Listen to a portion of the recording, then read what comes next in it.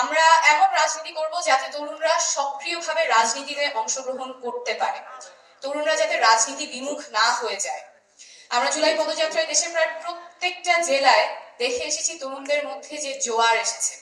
প্রত্যেকটা জায়গায় তারা আমাদের কাছে এসেছেন, স্বপ্নের কথা বলেছেন, সম্ভাবনার কথা বলেছেন, রাজনীতি নিয়ে সম্ভাবনার কথা বলেছেন, দেশ নিয়ে স্বপ্নের কথা বলেছেন। একটা প্রজন্মগত রূপান্তর কিন্তু ঘটে গেছে।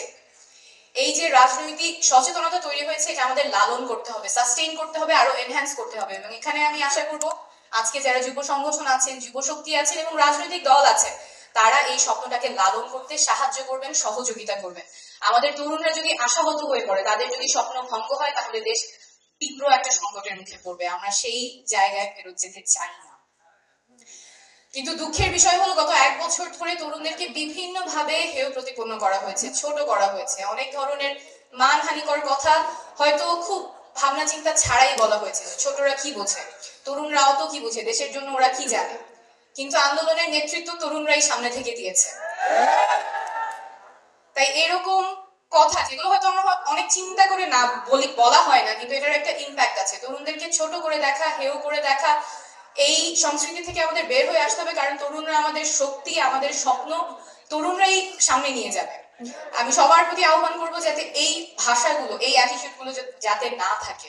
তরুণরা যেমন রক্ত দিয়েছে, তরুণরা দেশকে সামনে নিয়ে যাবে, নীতি নির্ধারণীতে তাদের ভূমিকা থাকবে, দেশকে সামনে নিয়ে যাওয়ার ক্ষেত্রে তাদের ভূমিকা থাকবে। আমাদের এমন রাজনীতি করতে হবে যাতে নারীরা সক্রিয় অংশগ্রহণ করতে পারে।